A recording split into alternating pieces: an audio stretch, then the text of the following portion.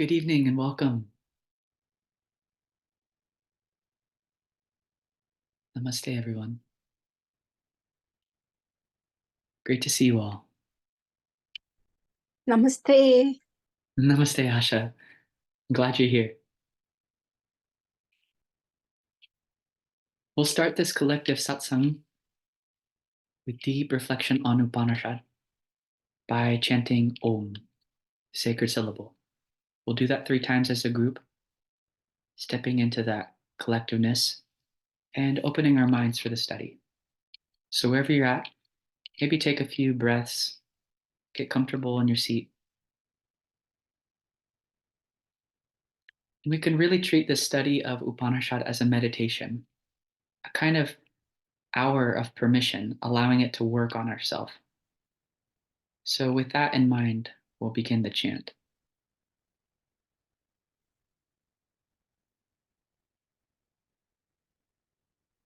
Om.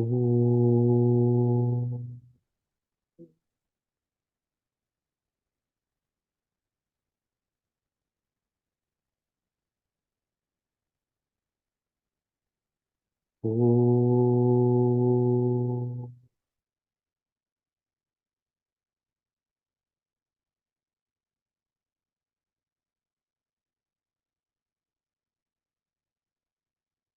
Om.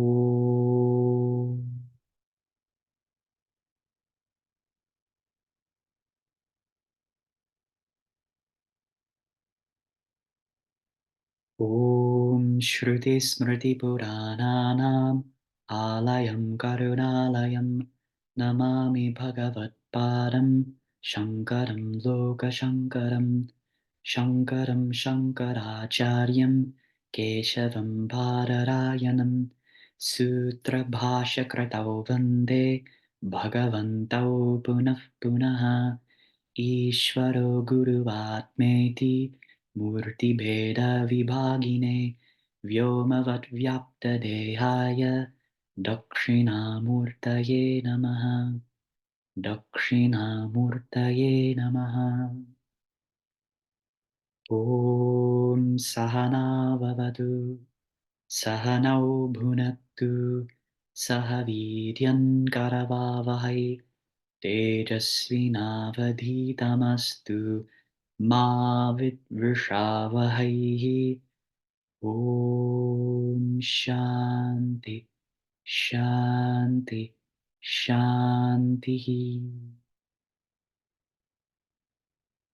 Peace within, peace outside, peace everywhere. Hari Om.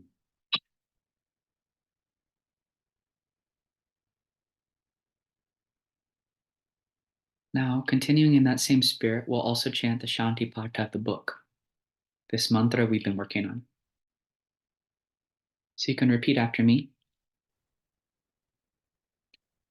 Om Shanno Mitra Om Shanno Mitra Shamvarunaha Samvarunaha Shanno Bhavatvaryama Sanno Mavatva Ayanam Shanna Indra Shamna Indro Brahaspatihi Prahaspatihi Shanno Vishnurukramaha Shamno Vishnurukramaha Namo Brahmane Namo Brahmane Namaste Vayo Namaste Vaya Tvameva Pratyaksham Brahmeva Pratyaksham Brahmasi Brahmasi Tvameva Pratyaksham Tvameva Pratyaksham Brahma Varishyami Brahma Vadishyami Ridam Varishyami Ridam Vidashyami Satyam Varishyami Satyam Vadishyami Tanmamavadu Tanmamavatu Tadvaktaramavadu Tadvaktaramavatu Avadu Mam avatu mam, avatu vaktaram. avatu vaktara Om Shanti Shanti Shanti. Om Shanti, Shanti, Shanti, Shanti, Shanti. Shanti. Great. So just chanting of the mantra itself will create a field around you and within you of protection and overall well-being. And you feel good when you chant it. So don't underestimate the power of just repeating these mantras together. It's powerful. And what are you repeating? We saw at the end of this, avatu mam, avatu vaktaram. Protect me, protect the speaker, the teacher. So when you ask for protection and you create that special intention, you'll be okay. You'll make it through. And you feel that. So let us take up where we last left off, was a very succinct, compact verse on Om. So if you can find in your book the mantra that says Om iti Brahma, Om iti Dagum Sarvam. This is where we last left off. So the entire Upanishad, in fact, the entire Veda is an expansion of Omkara, this Om. We've already seen that. And even the prayer we just chanted is initiated by Om. So Om is said to be Mangalam, auspicious. So just uttering Om, it's as if you wipe your slate clean. You purify yourself with that one word. And then you begin. How amazing if we could just create and grow together versus always removing, always purifying. So you just chant Om and then jump in. So here, it was emphasized, and a special word comes here. Om iti Brahma, Om iti Dagum Sarvam. It says this sacred sound Om, it is Brahman. So that word Brahman comes, and more exploration on the nature of Brahman is to come in the second book. So Brahman, that word, for the time being, you can have the understanding that Brahman means that which is an unqualified big. Brahatvat Brahma, this nature of expansion that has no boundary. This is one meaning of the word Brahman. And it says that this Brahman is none other than Om. So that's a powerful statement because that means that some word has been given now to what, as a seeker of truth, I may be after. And the word for that is Brahman. And so entire Upanishad speaks or has a discussion upon this Brahman. And now we see a correlation between that and Om. That in fact, Om is that. And further qualifying, Om iti dagum sarvam.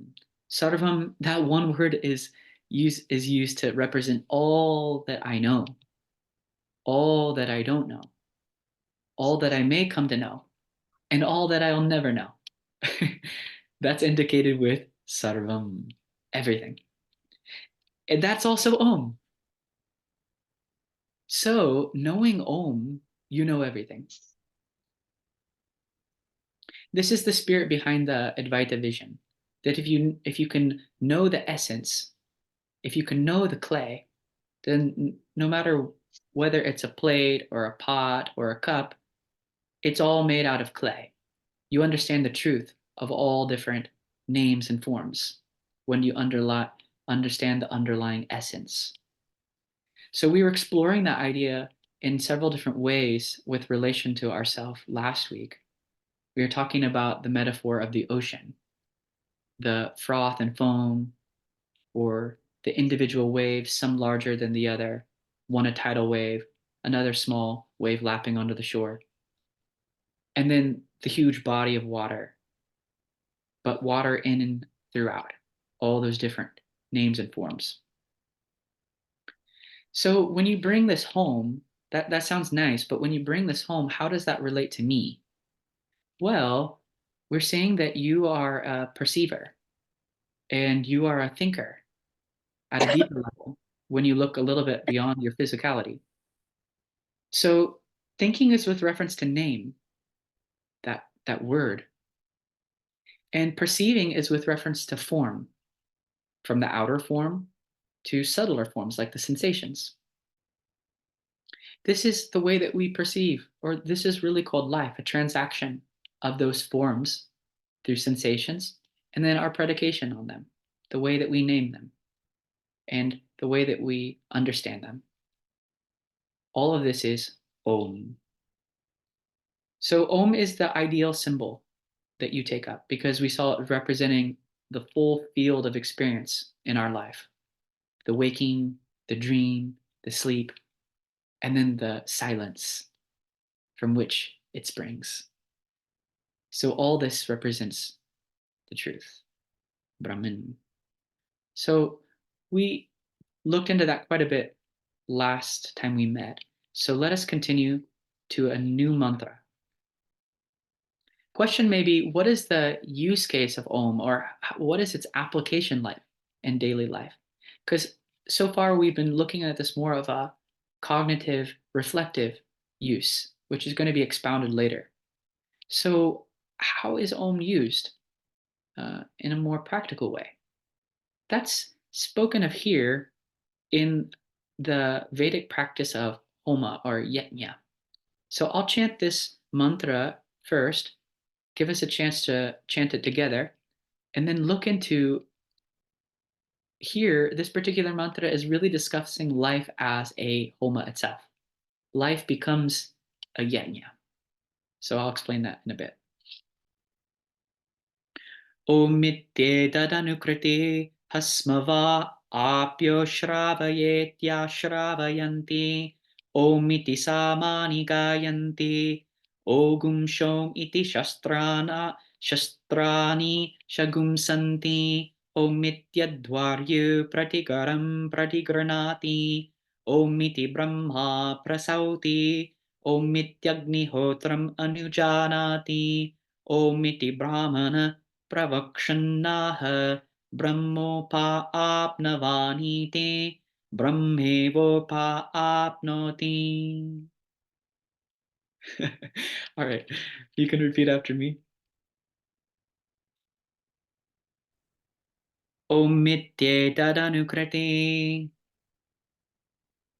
Om Mite Granatati hasmava Asmava apyo shravayet Apyo Shravayet atshravyanti Shravanti om iti samani Omiti Iti Samani Samani gayanti Gayanti ogum shom iti Ogum Shomiti Iti shastrani Shastrani Shastrani shagum santi Shagum Santi Santi omityadvaryu Omit Advaryu Ityadvaryuhu pratigaram Pratigaram Pratigaram pratigranati Pratigranati Pratiganati omiti brahma Omiti Omiti Brahma Brahma prasahuti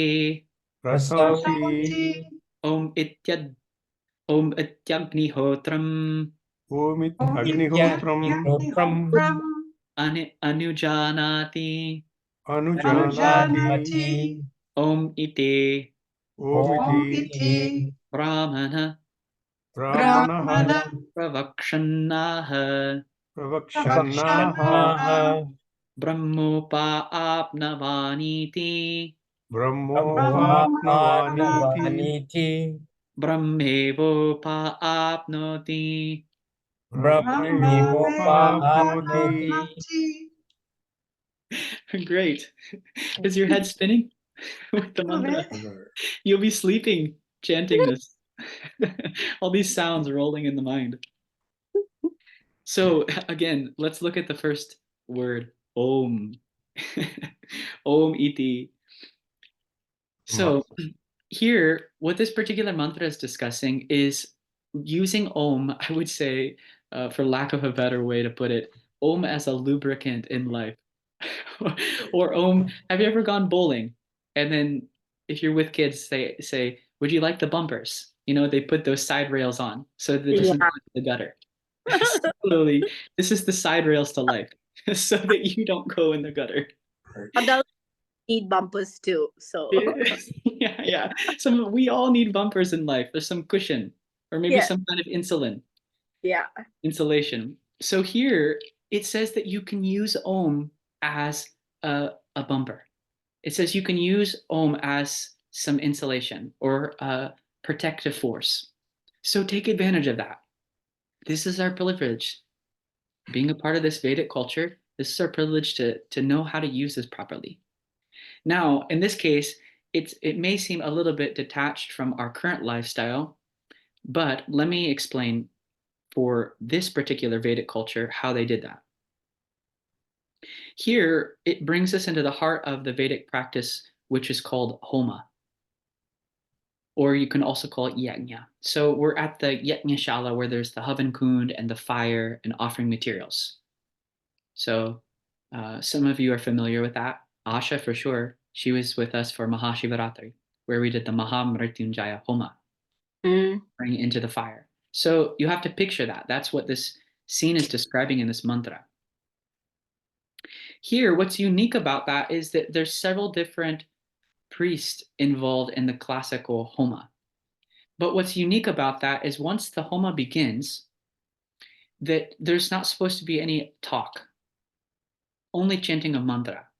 So they have to organize amongst themselves how to coordinate arranging the materials, when to offer, where, when the completion takes place. So throughout all of that, they communicate to one another, but only through Om. So they look at each other and say Om. So this really is a core concept of Hinduism and its roots in the Veda, which is yajna. The idea behind this concept of yajna, or why are we doing all these fire ceremonies, is really to invoke the remembrance that life is all about giving and receiving, that flow. You always have to keep that cycle going, and that manifests in different ways in our life, giving and receiving.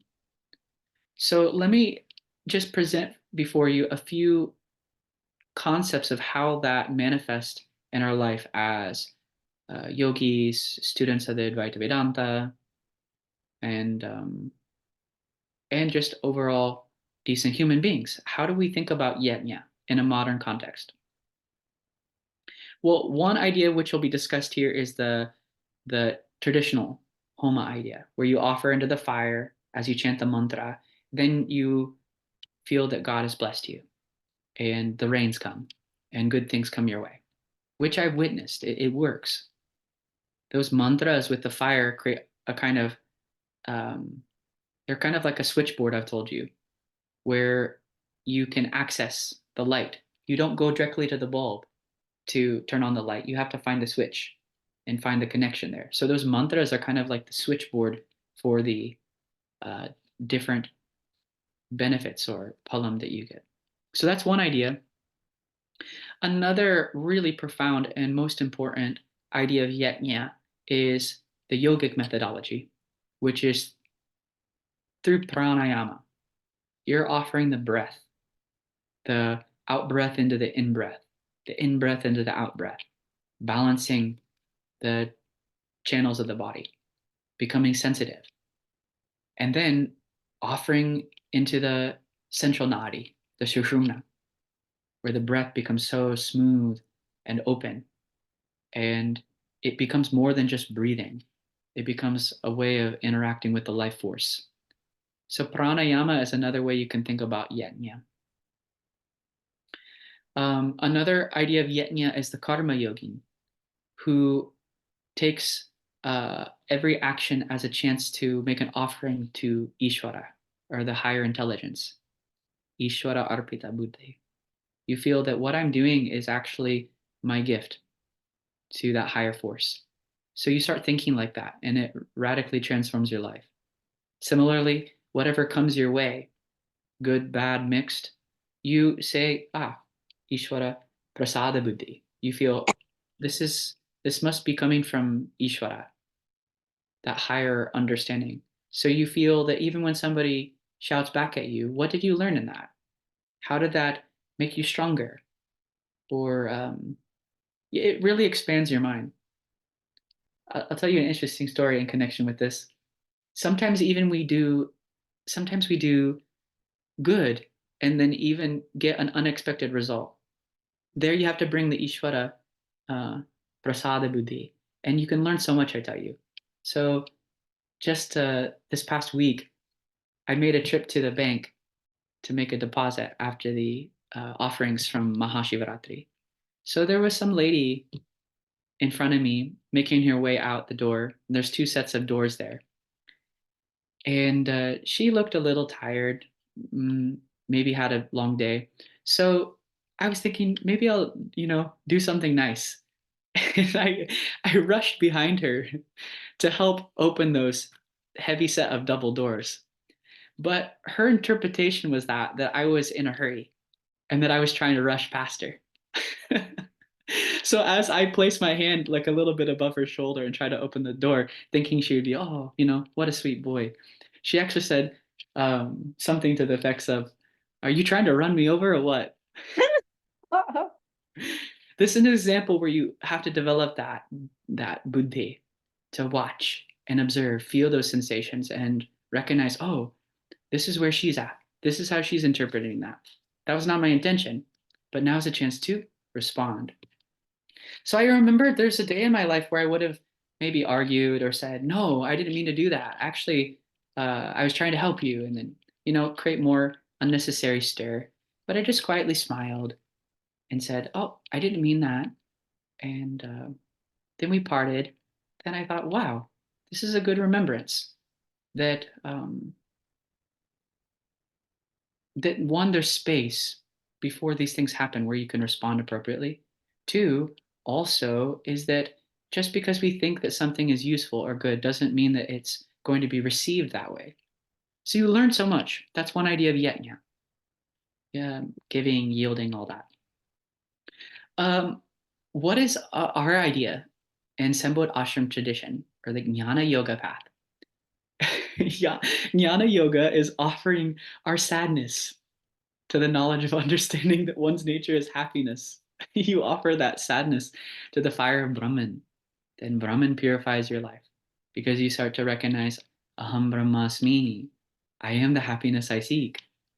So that's the supreme offering. Can I offer my sad thoughts? Can I offer my depression into the fire of Brahman? That's called the Jnana Yoga or Jnana Yetna. So, okay, let's come to the mantra. So this idea here is a yajna, but it's with a traditional fire. And the idea here is that the fire is the messenger, swaha, we saw that. And it seems that the devas depend upon the offerings too. The devas those luminous beings depend upon the offerings that we make for them. So that's the idea, that you should keep regular homa going at least once a year to nourish the devas and then be blessed by them. So it seems that mythologically the asuras, or the demons, always try to interrupt that flow. They try to create a stoppage between that back and forth.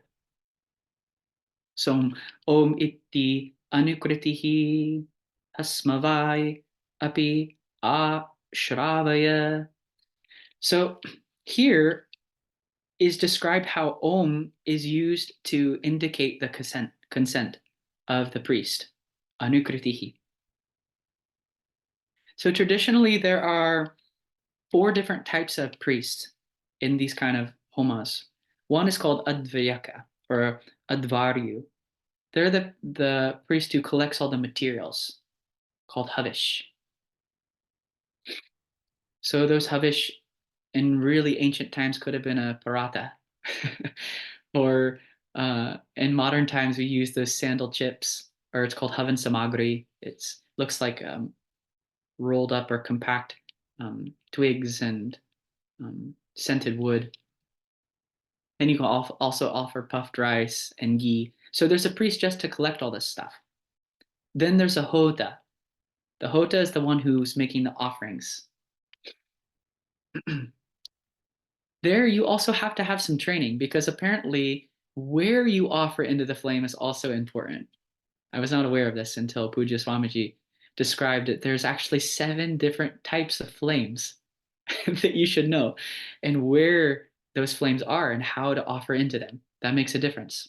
So, like, there's a blue flame, there's a black flame, there's a red flame. Have you seen this? Have you ever just watched the fire? Maybe you're sitting around some campfire with a group of friends playing some music. You can really get mesmerized in that if you just watch the way that the flames dance around the coal and all that. So some flames are fast, some flames are shaky, some are smoky, some are extremely hot. So these are the different kinds of flames that the hota has to know where to offer. Then there's also the udgata. They're the chanter or the singer. So they should have all these mantras memorized, chanting them by heart. So, sometime these days when we do arti, we just pull up the iPhone. Jagadish Hare, and then you just listen. That's fine, but it's not the real spirit. You should know it and chant it yourself. That's ideal. Excuse me, Advait. Yes, Shishila. You're talking about the flame, and Yeah. I that most people, when they put out the flame, they use flower petals. I mean, Swamiji had showed me because I was trying to use my hand the first time Oh, to blow it out. yeah. I didn't know. Then he said, just use a flower petal, but can you use like a leaf? Can you use, what is the significance? Like, why petals and not any other materials you could use to put the Yeah. I don't have a good answer for you. So I've never seen that in practice. To be quite honest, I would like to ask Swamiji myself. I do understand the spirit behind not wanting to blow, like you wouldn't use your mouth to blow oh, the flame out. too, Yeah. So I think that's a really beautiful idea to use the flower petals, something also we treat as sacred, to also consume the fire. So Or I a don't know what flower. other materials may be appropriate for that. Or a So, flower. I think he should. He puts out by his hands. Some, I don't know if he does, but and he said to use the flower, and I just wondered: is there a significance using just a flower, or could you use a leaf? Could you use anything that's if you don't have a flower, let's say? mhm. I would say that if I had to answer, I would say that using some other material that you hold dear, that's also part of the homa, could be useful. So, what would that be? I'm talking about the when you pray, you know, the flame Yeah, yeah. thing. Yeah. hmm So, So let me think on that, and then also we can ask Swamiji. So I don't thank know. you. I've not seen that in practice, but I really appreciate bringing out the idea. Thank you. So Udgata is the chanter or singer. And then lastly, also, this isn't seen as much these days, but the Brahmin or the head priest would actually be there, a part of the ceremony, but they're supposed to just watch or preside. Uh, like if you've ever been to a homa here at the ashram, if there's somebody else performing it, many times the swami will just watch and really preside over the whole thing. So there was a priest just to do that, just to preside, give the consent, anukritihi, we saw here in the mantra, and make sure that everything is going according to plan. So that's what's described here. Om. Om was used as a means to say, hey, go ahead. It's time to start. Anukritihi. O Shravaya iti.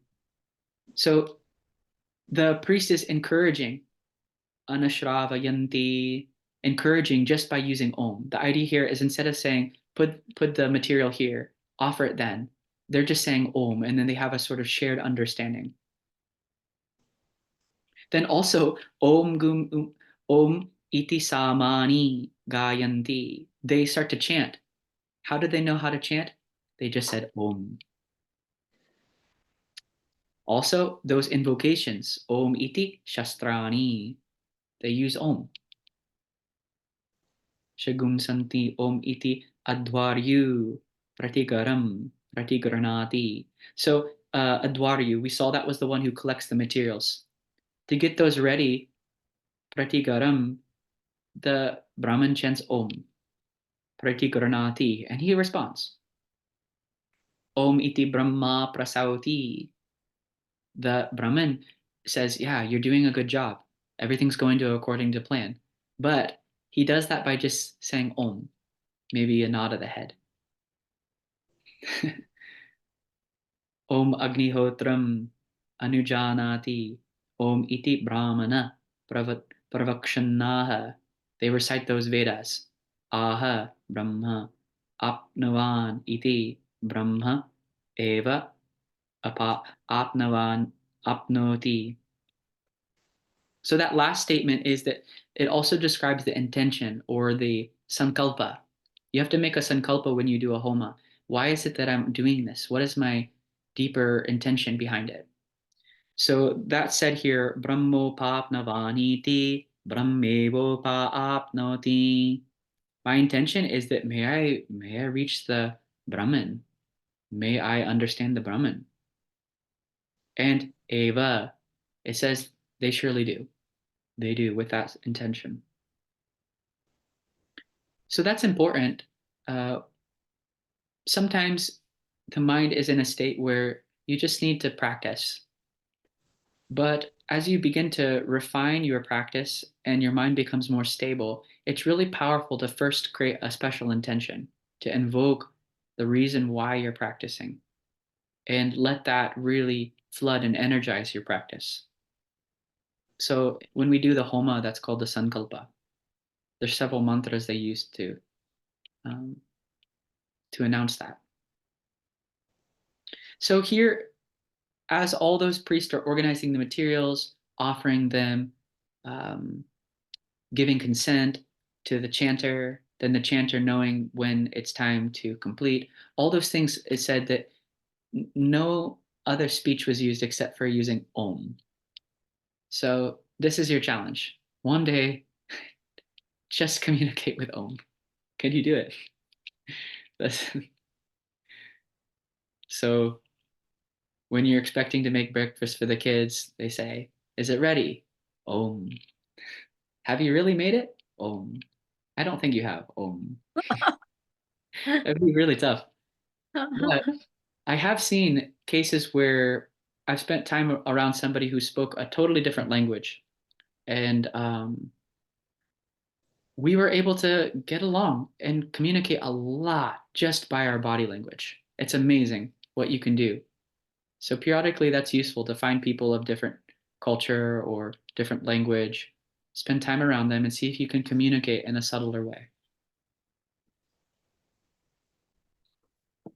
So what's amazing, we saw it earlier, but what's amazing is that why Om is also special is that all the different characters we find in Upanishad all made use of this Om. So those Aryans are forest dwellers praising nature, spoke of it as an expression of Om. The Brahmins here that we're seeing who are doing the Vedic chanting, they also invoke the Om. And similarly, the Rishi and the Yogi, they use Om. So you have a master key. Continuing.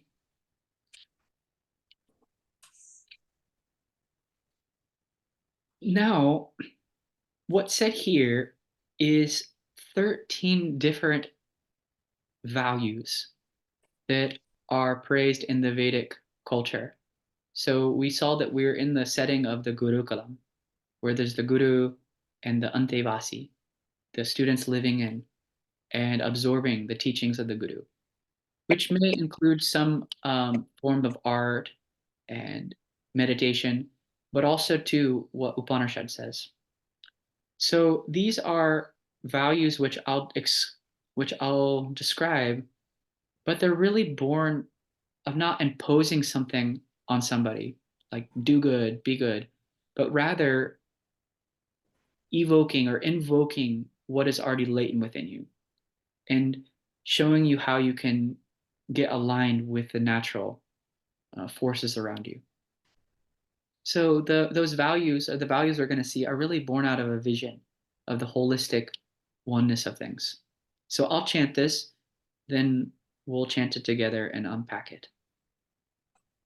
Ritam cha swadhyaya pravachane cha satyam cha swadhyaya pravachane cha tapascha swadhyaya pravachane cha damascha swadhyaya pravachane cha shamascha swadhyaya pravachane cha agnayascha swadhyaya pravachane cha agnihotram cha swadhyaya pravachane cha Atithayascha swadhyaya pravachane cha manusham cha swadhyaya pravachane cha praja cha swadhyaya pravachane cha prajanascha swadhyaya pravachane cha prajatischa swadhyaya pravachane cha satyam iti satyavacharate taraha tapa iti tapo nitya paurushishtih Swadhyaya pravachane eveti nako madgalyaha tadhe tapastadhe tapaha. Wow, that rhythm. So you saw there the repetition. Swadhyaya pravachane. So that something is being enforced or repeated here to create that kind of force or balam, that strength in you. So we'll look at that. Let's first chant it. Ritam cha Swadhyaya Pravachane cha Pravachane cha Satyam cha Satyam cha Swadhyaya Swadhyaya Pravachane cha Pravachane cha Tapascha Tapascha Swadhyaya Swadhyaya Pravachane cha Pravachane cha Damascha Damascha Tamascha Swadhyaya Swadhyaya Swadhyaya Pravachane cha Pravachane Pravachane cha cha Shamascha Samascha Tamascha Swadhyaya Swadhyaya Swadhyaya Pravachane cha Pravachane Pravachane cha cha Agnayascha Agnyascha Agnyayascha Swadhyaya Swadhyaya Swadhyaya Pravachane cha Pravachane Pravachane cha cha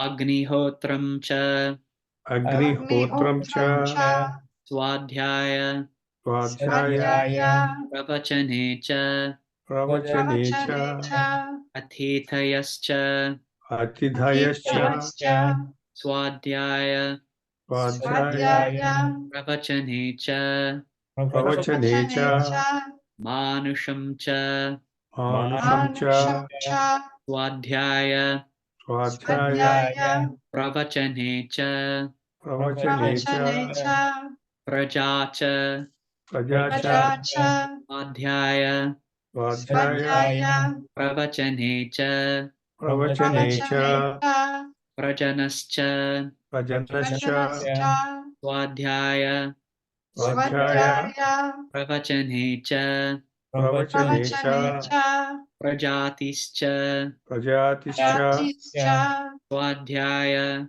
Swadhyaya Swadhyaya Pravachane cha. Pravachane Pravachane cha cha Good. Let's stop here for a moment. Now, you must be noticing that we keep repeating that same line again and again. So let's first talk about that. So what's told here is that the guru is explaining to the students these Vedic values. So we're really getting an insight into the culture and what it is that we value, what it is that we hold of utmost importance in character building. So what's said and repeated again and again is two things, swadhyaya and pravachanam. Swadhyaya means Learning. Means learning, yeah, that's right. So it means learning or study of the sacred scripture.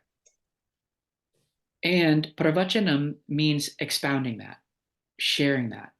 So what's unique in our tradition is that when one begins to assimilate or understand what's being taught in the sacred text, that we're encouraged to share that. The more that we share this understanding, the more it grows. That Upanishad is actually going to culminate in saying that, is that when you hold it in fact, it dissipates, it loses its power, in the sense that the more you share your joy, the more it blossoms and grows.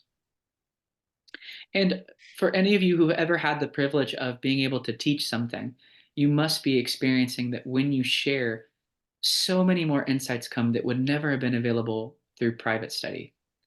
So it's a balance. One, you have to assimilate it yourself, which definitely takes some time, and you may have to develop it like a seed within you, where you keep everything out for a while, and then in the privatude of your place, you're getting that deeper understanding. But then once a certain point comes, things start to sprout and blossom.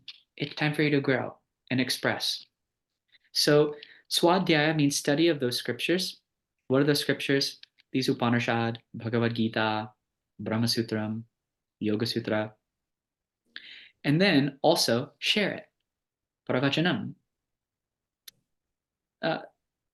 Another deep implication behind swadhyaya too is also self-reflection. So we saw the subject matter of the Upanishad is reflection upon the nature of oneself. So swadhyaya includes chanting of mantra, learning how to practice japam. Then you really have the ability to watch your mind. Then you recognize that I am that watcher. There's a deeper aspect to me. And then what does scripture have to say about that? So all of that comes with that one word, swadhyaya.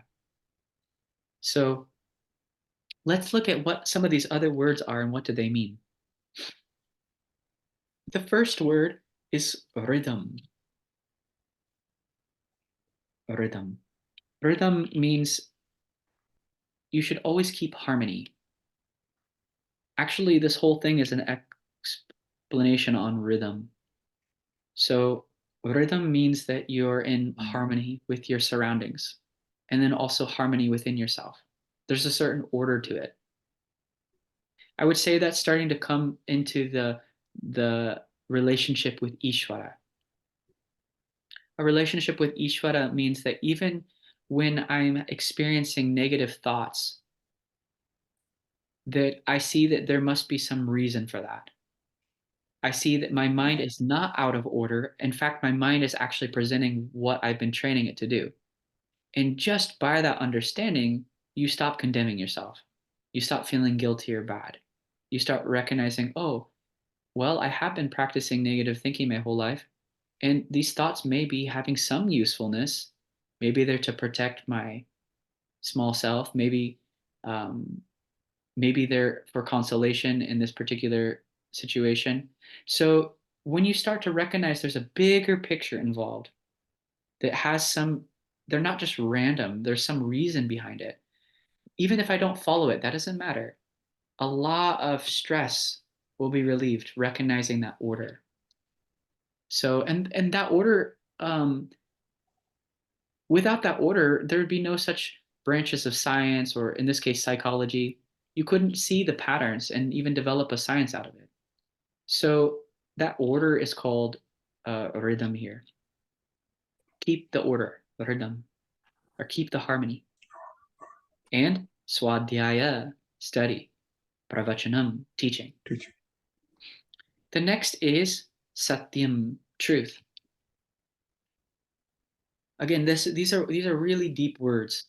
So you'll see them throughout the other sacred text, and they may have more impact given the context. But satyam means truth. Practically here, tell the truth. When you tell the truth, it should be pleasant, and it should be at the appropriate time. So sometimes bringing out the brute truth to somebody may not always be appropriate or actually well received. So you have to, when you're telling truth, you have to keep that in mind. The timing, the context, and then the sweetness in which you present it. I've had personal experience with somebody being very brutally honest, but I wasn't ready. And it came in such a strike. I lost my center. I became flooded. So that can happen. I'm sure all of you have experienced that before. Maybe somebody shouted back at you what was really needing to be said, but the thing was that you weren't ready, or the way it was presented wasn't done with the other person's best interest in mind. So satyam means truth.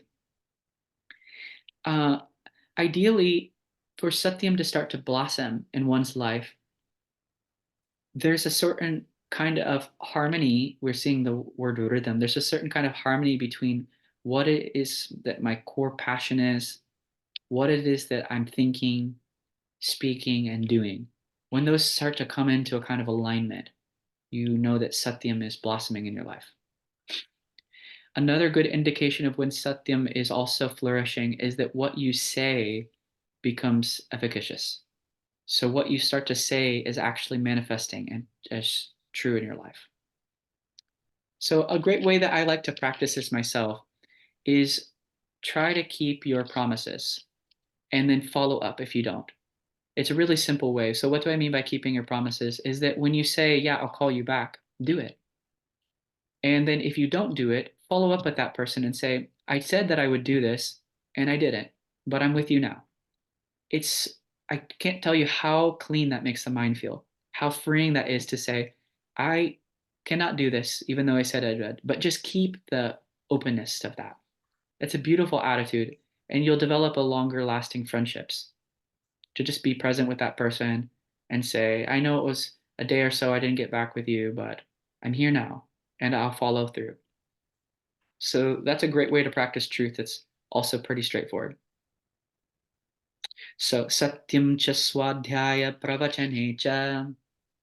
Then also tapascha, tapaha.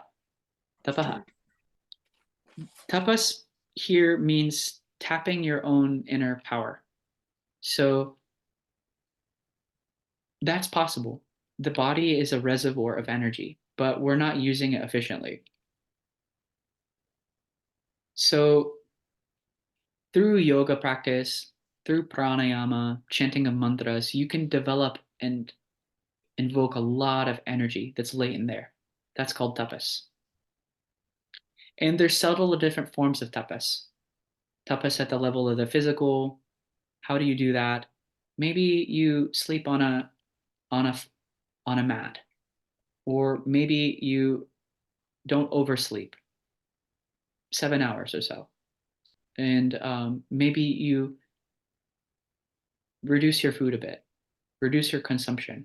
This is a kind of tapas, and when you do that, you'll feel so fresh if you can give it a little time to work on you, or reduce your speech. So that's a kind of tapas. But then you could go on reducing until, that has a limit there. So subtler forms of tapas include invoking energy through different asana, different forms of mudra and bandha. Those different yogic techniques are incredibly powerful and bringing out this energy force. And tapas also takes a subtler dimension when we come to the study of Vedanta. Your tapas there is keen reflection, letting your mind follow the word of the scripture. So then the next two values, which really connect to tapas, are dhamma and shama. Dhammaha, shamaha. Dhammaha means that your senses are with you versus scattered. So senses with you means when anger has already happened, have you developed a way to express that in a healthy way versus shouting back or breaking something or making yourself sick and your belly hurt? Have you figured out a way to convert that energy? Maybe you need to get some fresh air and then, or go work out. These are healthy ways that you could manage that. So Dhamma. Dhamma means that your all the sense faculties are alive and backed by your mind or your intelligence. So a great way that you can practice this too is just being really mindful about what you're consuming. So from the time you get up, maybe you don't check your phone right away. Maybe you take a moment to do a few stretches or wash your face with some warm water, take a bath, or chant a mantra before you immediately jump into things. Or the next time that you go on social media, do you have a reason or are you intentional about what you're consuming there? Did I get on for enjoyment? No problem with that. Then be very clear about it. And then you'll have your own form of discernment about how much is enough enjoyment. Or did I come to check on somebody's profile? If you did that, are you still there? Or are you in a different place? So that's a kind of practicing of Dhamma. And it also taps your energy. Also, Shama. Shama means that your mind is resolved and it's available for your pursuits. So when you have the Shama, Dhamma is natural. So Shama means that your mind is in a state of resolution. So if I want to write an email, my mind is available for that. Then when I've completed it, if I can pick my mind up off of that and place it in a different pursuit. This is called Shama. So Shama and Dhamma is really thinking about how do I intentionally consume? How do I intentionally respond? Dhamma's more dealing with the response. Shama's more about how I'm feeding the senses. These are great ways to practice Shama and Dhamma. So Dhammascha swadhyaya pravachane cha, Shamascha swadhyaya pravachane cha. Then also we have Agnaya. That's Agni. So in traditional times, that could mean always keep the fire in your home lit. So that's called Garhapatya. There is a central kind of fire in the home. And they would take from that to do cooking and then also ritual. So they would treat those Agni, those fires, as separate. So here that Agni, that word here could mean keep the fire alive in your home. Keep that tradition going. Manage that appropriately. But a subtle implication of that, like how does that apply to our lives now? One way you could think about is the Agni can also be the teaching of yoga practice, the teaching of chanting, the teaching of studying something good. Keep that alive. Keep that fire alive. Agnayascha swadhyaya pravachane cha. Also, Agnihotram cha swadhyaya pravachane cha. Agnihotram, we saw that. Agnihotram, keep that yajna alive. Don't forget to honor the devas and then receive their blessings. So that's part of the Dakshina Agni. You have to keep the fire of the Homa alive too. For us, that can also be the Jnana Yajna. Keep study of this Vedanta alive in your life. Now this is interesting. Atitayascha swadhyaya pravachane cha. Here, it says this word atita. Here, that means always be ready for a guest. It's interesting because the actual word doesn't mean guest. It means one who shows up without an appointment. Right. They're atiti. So there's a value, see the culture here. There's a value for respecting those or honoring those who come unannounced, unexpected. So that means that you build that into your lifestyle. If you've ever visited the Indian home, there's always extra food available. There's always an extra spot available and a warm heart ready to welcome. such guest. So that's being indicated here to those young boys and girls. Remember always to keep keep that space for somebody who may be coming in need or may be coming hungry. Atiti. Atitayascha swadhyaya pravachane cha. Then also, manusham cha swadhyaya pravachane cha. Manusham means always have respect for other human beings. Always have that humaneness, meaning that when you're in a debate or when you're feeling heated, or can you pause for a moment and look at somebody's eyes, and immediately draw back into your humanness. See that light sparkling behind their eyes and start to feel your resonance with them. So sometimes I've described this in our meditation classes, really stepping into your width, that kind of feeling that you're connected to all the sentient beings around you.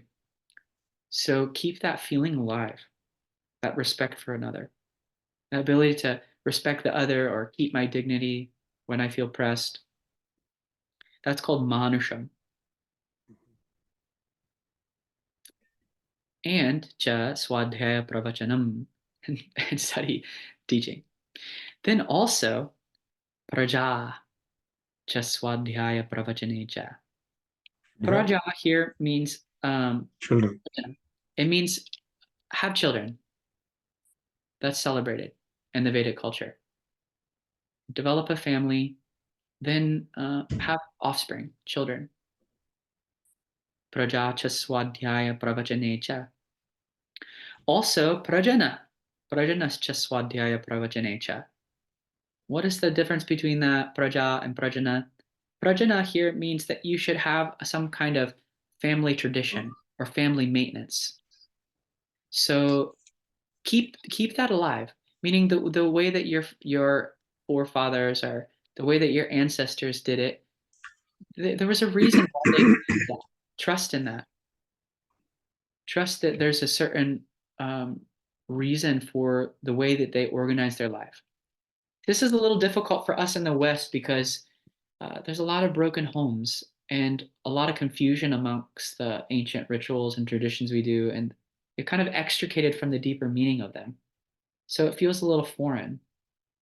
But one thing I'll say here is that prajana, let's say that you don't have children, like a brahmachari may not have children.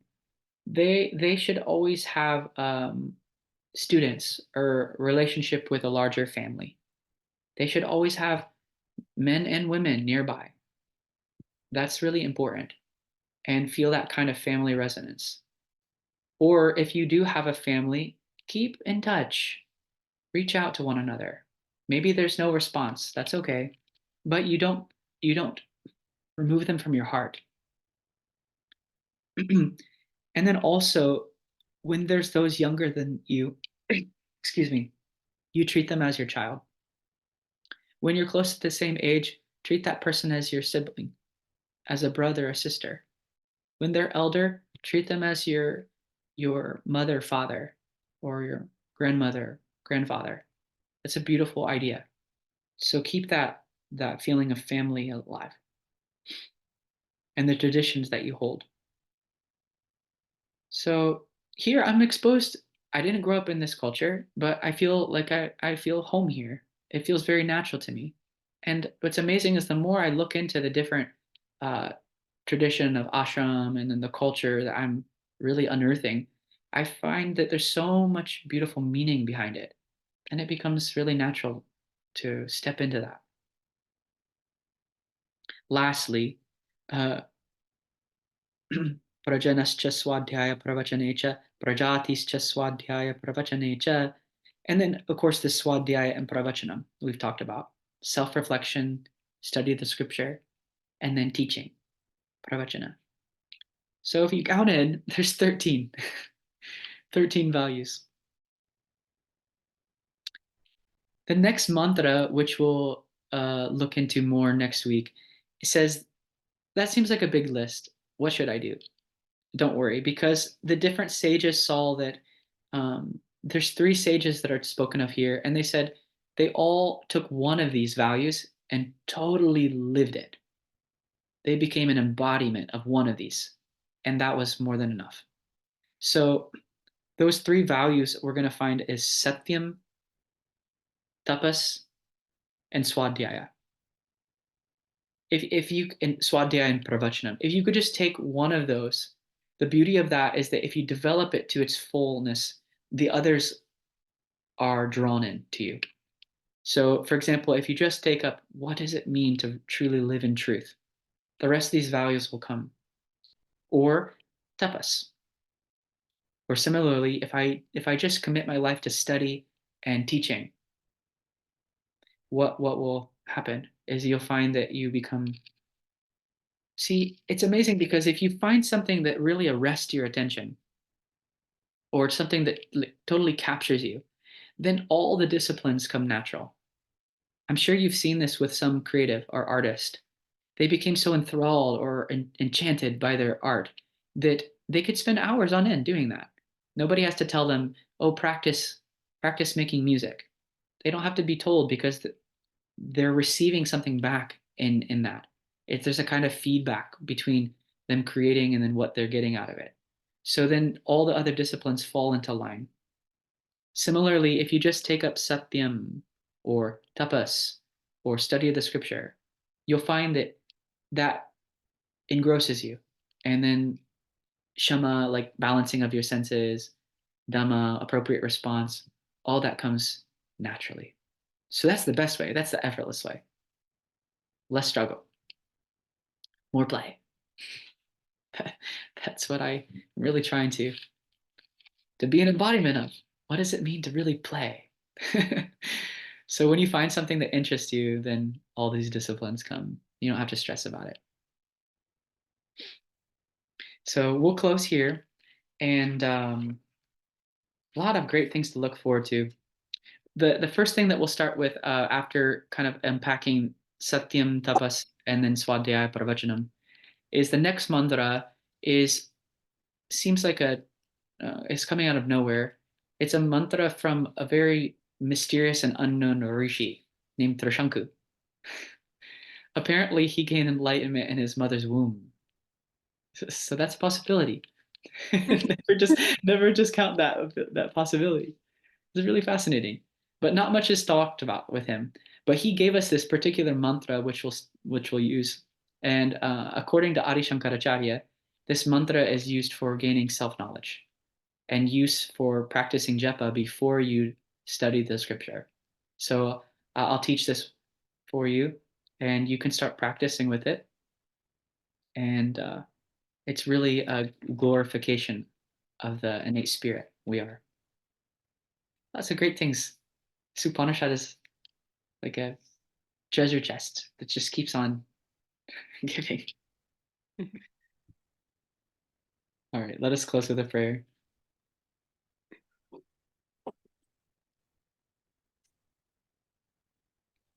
Om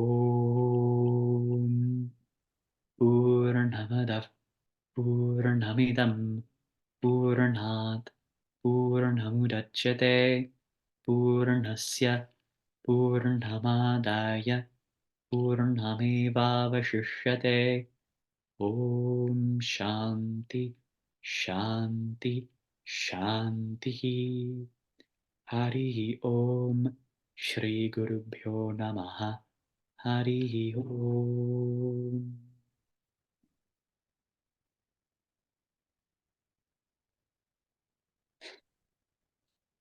So, 3 things, if I can summarize for your homework, what to think about the rest of this week. One is that start thinking about life as a yajna, how things have a symbiotic relationship, giving and receiving. That's 1. 2 is that when you feel stuck, or how do you flow through life, is Om. You can speak it, you can reflect on it, you can think on it, you can imagine it.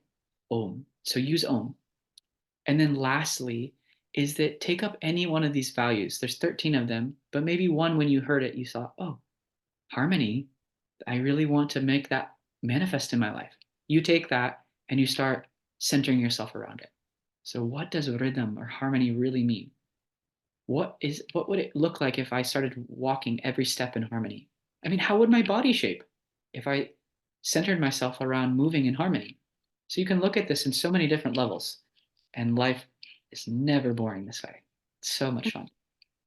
So have a great rest of the week, and thank you for joining me, giving me a chance to share this. Thank Wish you. you all the best. Namaste. Namaste.